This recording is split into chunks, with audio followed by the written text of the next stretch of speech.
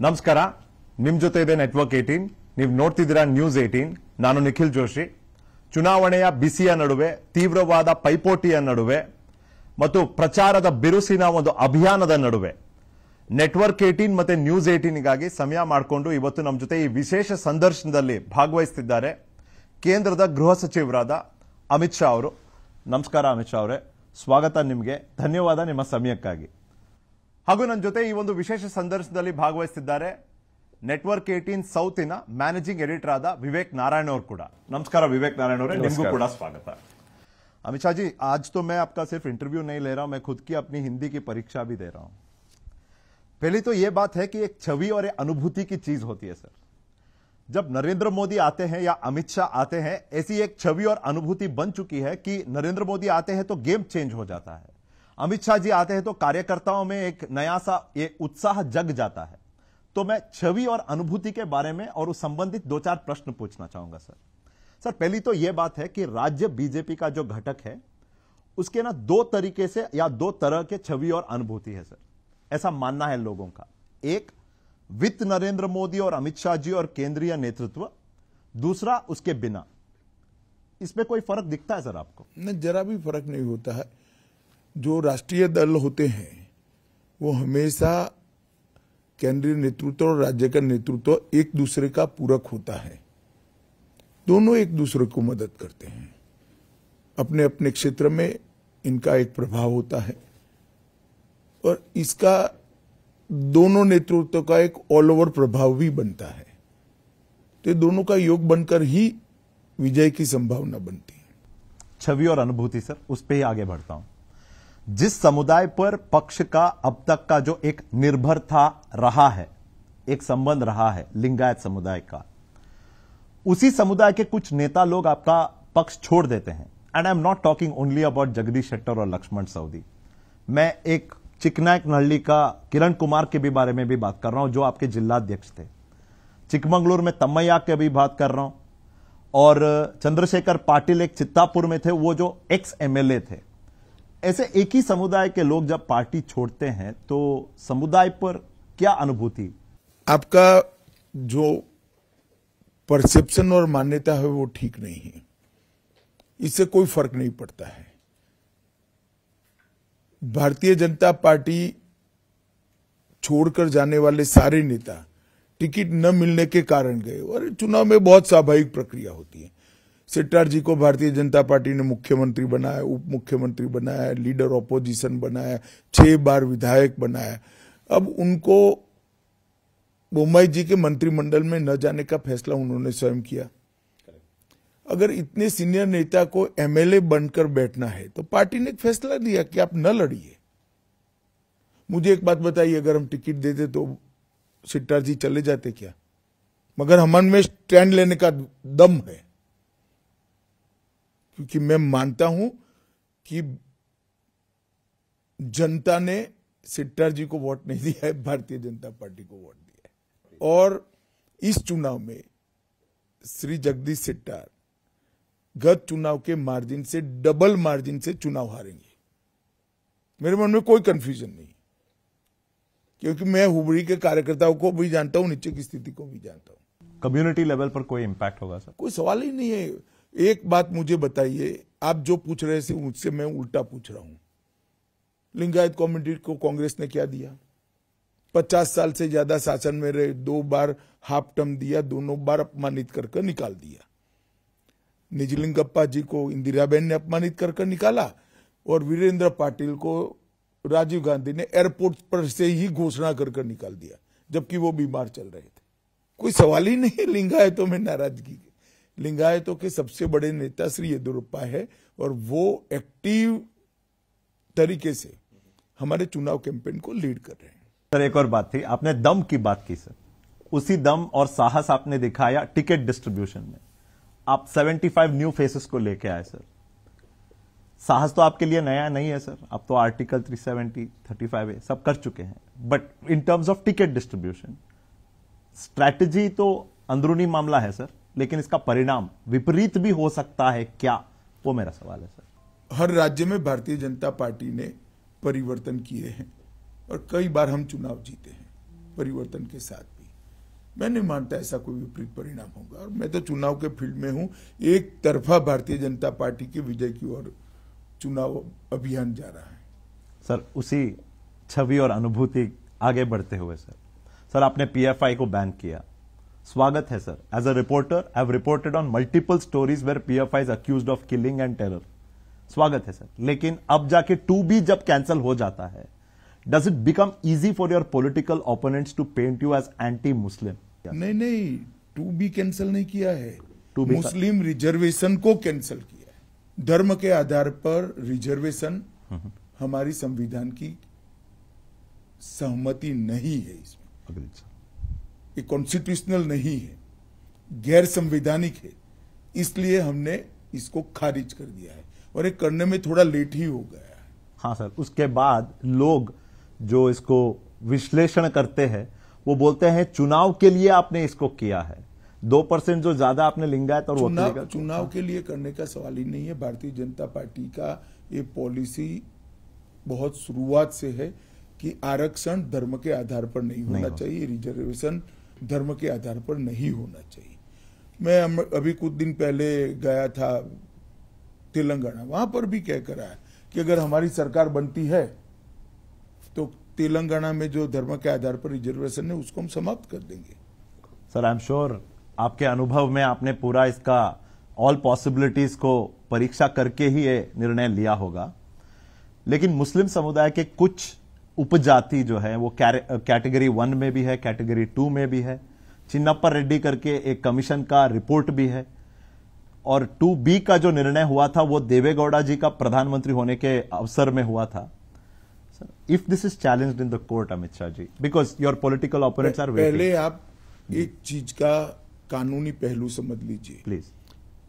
Backward commission के report के आधार पर जो मुस्लिम काम करने वाली जातियों में बैकवर्डनेस है, उसका रिजर्वेशन आज भी चालू है, हमने उसको रद्द नहीं किया है, क्योंकि वो धर्म के आधार पर नहीं है, बैकवर्डनेस के आधार पर है। Point sir.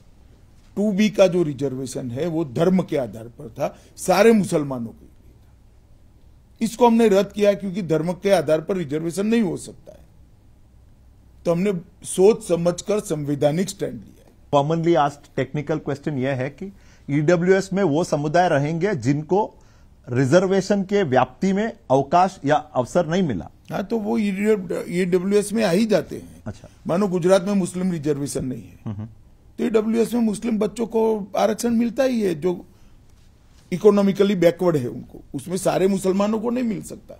एक दो सवाल अमित शाह जी। एक तो आपकी जो पार्टी रही है हमेशा परिवारवाद के खिलाफ बोली है, चाहे मोदी जी हों या चाहे जब भी आप बोलते हैं तो आपका एक यूएसपी पार्टी का ये रहा है कि हम परिवारवाद के खिलाफ रहे हैं। फिर क्यों आपने येडियुरप्पा जी को साथ रखने के लिए उनके बेटे को वहां पे उनका नाम निर्देश किया? नहीं, येदियुरप्पा जी अब इलेक्ट्रल पॉलिटिक्स में है ही नहीं, और परिवारवाद का मतलब पहले आप समझ लीजिए। जवाहरलाल नेहरू, इंदिरा गांधी, राजीव गांधी, विदेशी होने के बावजूद सोनिया गांधी, फिर राहुल गांधी, फिर प्रियंका गांधी, इसको परिवारवाद कहते हैं। पार्टी पर कब्जा, पार्टी के नेतृत्व पर कब्जा एक परिवार का नहीं होना चाहिए। पार्टी ओपन होना चाहिए, परफॉर्मेंस के आधार पर इसका नेतृत्व तय होना। जैसे मुलायम सिंह जी के बाद अखिलेश सिंह, जैसे लालू प्रसाद यादव के बाद तेज प्रसाद और तेजस्वी यादव, ऐसे ढेर सारे हैं। बाला साहब ठाकरे, उद्धव ठाकरे, आदित्य ठाकरे, ये परिवारवाद है भाई। कोई इक्का दुक्का एमएलए का चुनाव लड़ता है, परिवारवाद नहीं है। अडवाणी जी अध्यक्ष थे हमारी पार्टी के, उसके बाद में वेंकैया जी बने, इसके बाद में राजनाथ जी बने, इसके बाद में नितिन जी बने, इसके बाद में मैं बना, इसके बाद में नड्डा जी बने। क्या परिवारवाद है? अटल जी प्रधानमंत्री थे, बाद में अडवाणी जी लीडर ऑपोजिशन बने, बाद में मोदी जी बने। क्या परिवारवाद है? मैं मानता हूं समझ गए होंगे आप जी। परिवारवाद। नहीं, मेरा सवाल एक और था कि आपकी सरकार को जब आप खुद एनालाइज करते हैं पीछे बैठ के, as a statesman, as a political Chanakya, जब आप देखते हैं इसको, ये जो करप्शन का मुद्दा है जिसको ये बोलते जा रहे हैं आपके कांग्रेस और जेडीएस वाले, 40% की सरकार, पेड सीएम, इन सब पे आपका कुछ सर, छवि और अनुभूति सर, इसका भी मेरा यह सवाल था। निरंतर जब आप पे आरोप लगाता जाता है, आप बोल चुके हैं सर इसके बारे में, मैंने सुना भी है, आपने बोला कि दम है किसी में जो जाए कोर्ट में या पुलिस में, एक ऑफिशियल फॉर्मल लीगल केस दर्ज हुआ है, ये आपने पूछा है सर। लेकिन आप तो मानते हैं सर कि छवि और अनुभूति कोर्ट में नहीं बनते सर, लोगों के बीच में बनते, और ये निरंतर आरोप लोगों सर। के बीच में भी कॉन्क्रीट कोई आरोप हो। जी सर। आरोप क्या है, कहां है? कोई कॉन्क्रीट आरोप हो, भले चलो केस दर्ज नहीं हुआ है। जी। विधानसभा में कोई मुद्दा उठाया इन्होंने कि ये जगह पे ये करप्शन हुआ है, कोई स्कैम आया है जैसे बोफोर्स था, कोई स्कैम आया है जैसे 2G था। कांग्रेस के राज में 20 लाख करोड़ के घपले घोटाले भ्रष्टाचार कहीं सीबीआई में आ गया, कभी सुप्रीम कोर्ट ने ऑर्डर कर दिया, कहीं विजिलेंस कमीशन ने ऑर्डर कर दिया, तब जाकर अनुभूति होती है, ऐसे अनुभूति नहीं होती है। और मैं तो उल्टा कांग्रेस पार्टी को कहना चाहता हूं कि इनके अध्यक्ष महोदय पर कॉन्क्रीट आरोप है, चार्जशीटेड है, जेल जा चुके हैं। इसको जब पॉलिटिकल वेंडेटा का नाम देते हैं तो आप उसको कैसे जस्टिफाई? देखिए, पॉलिटिकल वेंडेटा है तो कोर्ट है या नहीं है? Of course. चार्जशीट का जवाब नहीं दिया है अभी तक, डेट पर डेट लिए जा रहे हैं। मुझ पर भी केस करा था, मैंने क्रॉसिंग डाला था और क्रॉस हो चुका था, और इसके अंदर कोर्ट का रिमार्क था कि पॉलिटिकल वेंडेटा से केस किया गया है। बाद में उसको पॉलिटिकल वेंडेटा का केस मानते हैं। सिर्फ सभाओं में कहने से करप्शन के आरोप नहीं चिपकते हैं।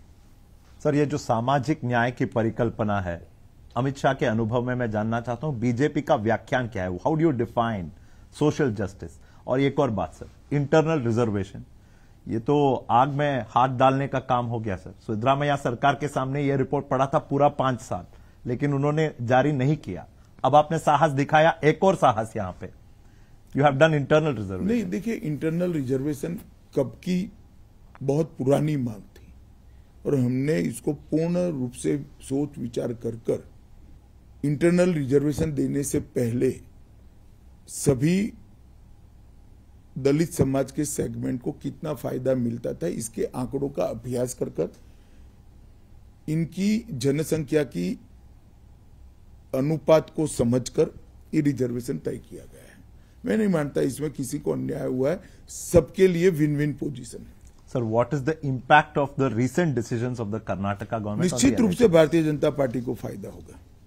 ये आप देखें, कांग्रेस का जो 5 गारंटी था, उसके बाद आया आज बीजेपी का मैनिफेस्टो। सब देख रहे थे क्या होगा उसमें। काफी सारे चीजें, चाहे फ्री का चावल हो या दूध हो, काफी सारे ये जो रेवड़ी का जो या फ्रीबीज के जो आप पे एलिगेशन आरोप आ गया सर। बिल्कुल काउंटर आ गया है। हमारे पूरे मैनिफेस्टो में से एक भी चीज को आप फ्री बीज बताकर नहीं बता सकते हैं।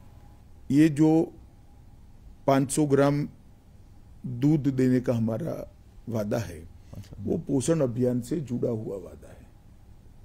और ऑलरेडी आज नरेंद्र मोदी सरकार सबको 5 किलो चावल या गेहूं जो चाहिए वो दे ही रही है। ये कोई नई बात नहीं है, ये सालों से स्कीम चल रही है। हमने इसके अंदर पोषण को ध्यान में रखते हुए कुपोषित बच्चों के लिए मिल्क को ऐड किया है। इसमें फ्रीबीज कुछ नहीं है।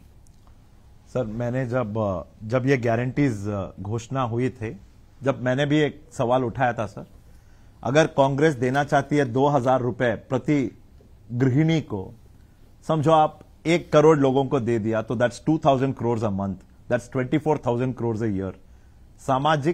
समाज कल्याण, दैट्स सोशल वेलफेयर मिनिस्ट्री का बजट है 36,000 करोड़।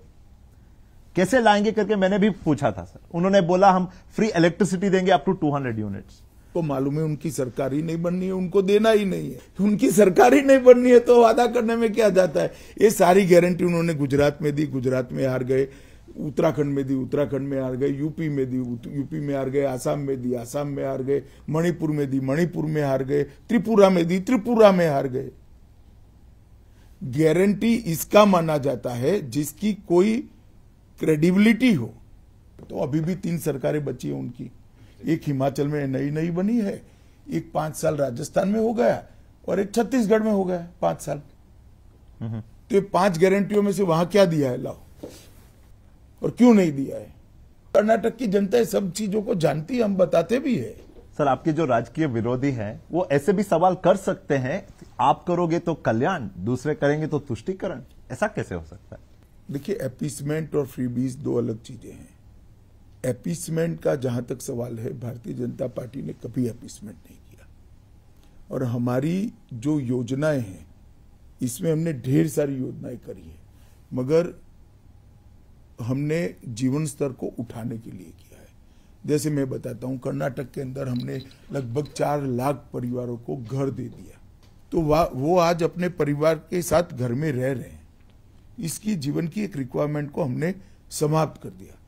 हमने जल जीवन मिशन के तहत 43 लाख 43 लाख परिवारों को टैप वाटर घर के अंदर दे दिया। खर्चा तो होता ही है, मगर फ्रीबीज नहीं है। Quality of life, quality water से इसका आरोग्य सुधरता है और उसका जीवन स्तर ऊपर आता है।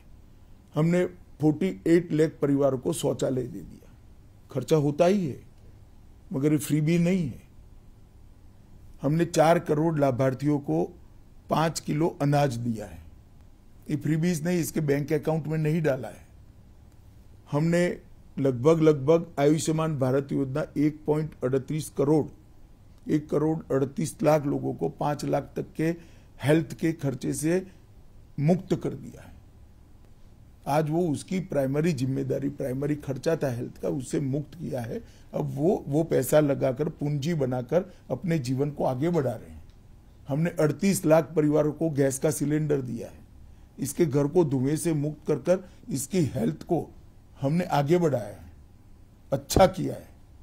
तो फ्रीबीज और गरीब का जीवन स्तर ऊपर लाना, दोनों में सैद्धांतिक फर्क है। For the sake of the safety and equality in the country, सामाजिक न्याय को उसके सच्चा रूप में स्थापित करने के लिए यूनिफॉर्म सिविल कोड की जरूरत देश के भविष्य, भद्रता, सुरक्षता, सामाजिक न्याय और चारित्र के रूप से। Sir please.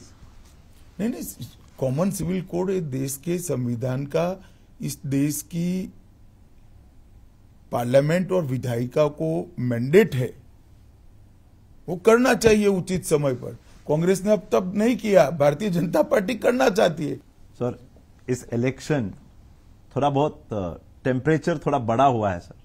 There seems to be a serious competition because of which people are making some unexpected statements. अब किसी ने कंपेयर कर दिया प्रधानमंत्री को सांप के साथ, आज बोलते हैं प्रधानमंत्री नालायक है। क्या ये आपके लिए इलेक्शन का मुद्दा बनेगा? क्या इसके जरिए आप नहीं, हमारे लिए मतयाचना करेंगे? भारतीय जनता पार्टी इस तरह के नीचे स्तर के प्रचार के पक्ष में नहीं है। परंतु जब जिस प्रधानमंत्री ने पूरी दुनिया में देश का सम्मान बढ़ाया है, 80 करोड़ गरीबों के जीवन के अंदर बड़ा परिवर्तन लाया है, देश की इकोनॉमी को संवारा है, देश की सुरक्षा को सुनिश्चित किया है, इस प्रधानमंत्री जी के लिए इस प्रकार के शब्दों का प्रयोग होता है तो मतदाताओं में रिएक्शन जरूर आता है।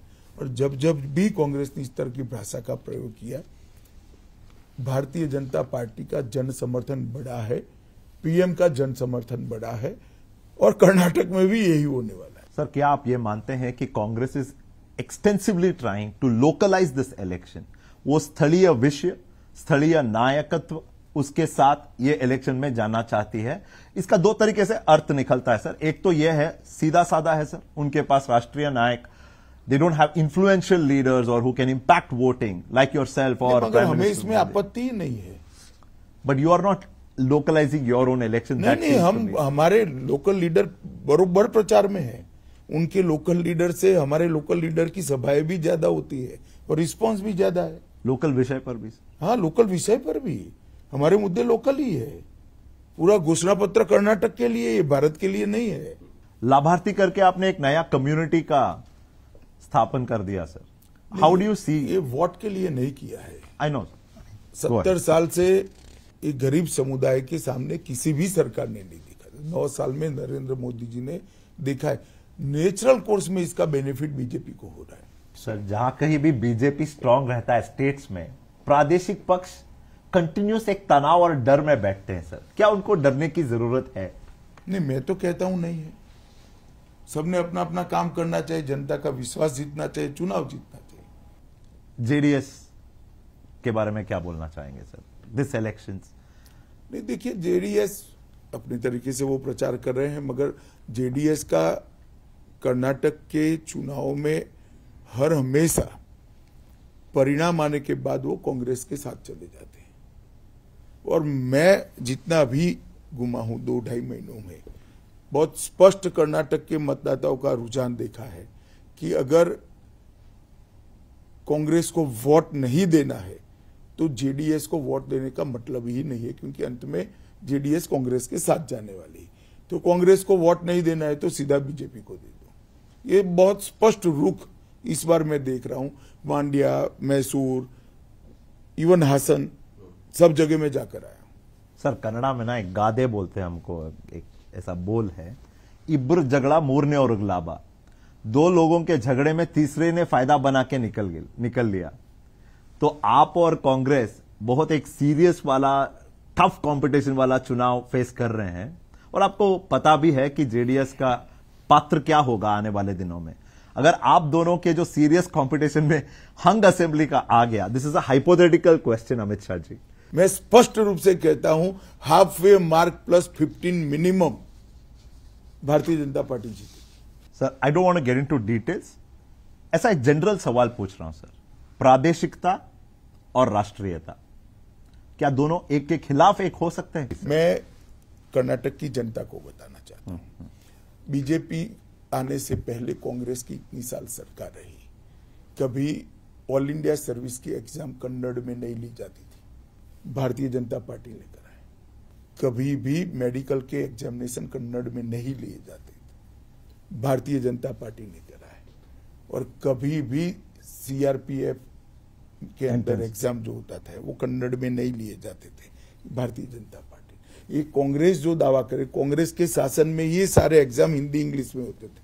हमने तो सारी शेड्यूल लैंग्वेजेस को ऐड करा है। नीट के सारे एग्जाम अब कन्नड़ में भी दे सकता है बच्चा, सीआरपीएफ का एग्जाम कन्नड़ में दे सकता है, ऑल इंडिया सर्विस का एग्जाम कन्नड़ में दे सकता है। हमने तो कन्नड़ को प्रमोट करने का काम करा है, भारत की सारी भाषाओं को प्रमोट करने का काम किया है। आर्टिकल 343 टू 351 सर, ऐसा मानना है, अगेन ये मेरी सोच नहीं है sir, I am just reflecting the people's thoughts, ऐसा मानना है कि आर्टिकल 343 और 351 समहाउ, जाने या ना जाने, हिंदी को एक विशेष स्थान और मान देता है। आपका क्या राय है सर इसके बारे में? ये भी कांग्रेस के समय में हुआ है। हम तो थे नहीं जब आर्टिकल बना था, हमारी पार्टी ही नहीं थी, कांग्रेस पार्टी ही थी। अगर आप पूछ पे एक सवाल लेंगे कि अगर कुछ एक फॉर नेशनल नेटवर्क, अगर पूछूं आपसे कि कुछ नया इंफॉर्मेशन आया है कि वहां क्या हुआ, कौन उसके पीछे है, कुछ नया डायरेक्शन, और इसके बाद हम पाकिस्तान के खिलाफ कुछ कार्रवाई करेंगे। पूंछ की घटना को हमने बहुत सीरियसली लिया है, हमारी सारी एजेंसियां इसके पीछे लगी है। और जैसा नरेंद्र मोदी सरकार बनी तब से कश्मीर के टेररिज्म पर एक प्रकार से लगाम लगाने का काम हुआ है। आज पूरा देश में हमारी विरोधी भी ये स्वीकार करना पड़ेगा कि कश्मीर के अंदर टेररिज्म लगभग बहुत कम हो गया है। इसी प्रकार से ये केस को भी 100% रिजॉल्व कर दिया जाएगा। कर्नाटका के जनता से आप कुछ? मैं जरूर कहना चाहूंगा कि कर्नाटक के अंदर ये जो चुनाव जो हो रहा है, ये चुनाव कोई एमएलए चुनने का, किसी को मुख्यमंत्री बनाने का, एक सरकार बनाने का चुनाव नहीं है। ये चुनाव कर्नाटक के भविष्य को संवारने का है। विगत 4 साल में येदियुरप्पा जी और बोम्मई जी के नेतृत्व में भारतीय जनता पार्टी की डबल इंजन सरकार ने कर्नाटक के अंदर ढेर सारे विकास के काम किए हैं। विशेष कर इरिगेशन के क्षेत्र में लगभग 14 योजनाओं को भारतीय जनता पार्टी ने जमीन पर उतारने का काम किया है। लगभग 57 लाख किसानों को किसान सम्मान निधि देने का काम भारतीय जनता पार्टी की सरकार ने किया है। जब यूपीए की सरकार दोनों जगह पे थी, कर्नाटक में और केंद्र में, तब कर्नाटक को केंद्र की ग्रांट 92,000 करोड़ रुपीस मिलती थी। भारतीय जनता पार्टी की दोनों जगह सरकार बनी तब ये ग्रांट बढ़कर 2,26,000 करोड़ रुपया हुई है। मैं मानता हूं ये बहुत बड़ा अचीवमेंट है। ये भारतीय जनता पार्टी का कोई कर्नाटक की जनता पर ऑब्लिगेशन नहीं है, ये कर्नाटक की जनता का अधिकार था, मगर अब तक नहीं मिलता था। भारतीय जनता पार्टी ने ये अधिकार को कर्नाटक की जनता को देने का काम किया है। मैं कर्नाटक की जनता को इतना ही कहना चाहता हूं, अगर आप सुरक्षित कर्नाटक चाहते हैं, समृद्ध कर्नाटक चाहते हैं, आप शिक्षित कर्नाटक चाहते हैं और कर्नाटक के अंदर इंफ्रास्ट्रक्चर का डेवलपमेंट चाहते हैं, तो एक डबल इंजन की सरकार बनाइए।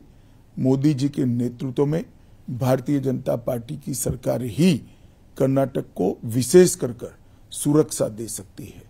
हमने पीएफआई पर बैन लगाकर कर्नाटक की सुरक्षा को सुनिश्चित किया है और हमने पीएफआई पर बैन लगाने के साथ साथ जितने भी एक्टिविस्ट थे, एंटी नेशनल एक्टिविटी करने वाले, ये सभी को जेल के सलाखों के पीछे भी डाला है और कर्नाटक का चहुमुखी विकास करने का काम हमने किया है।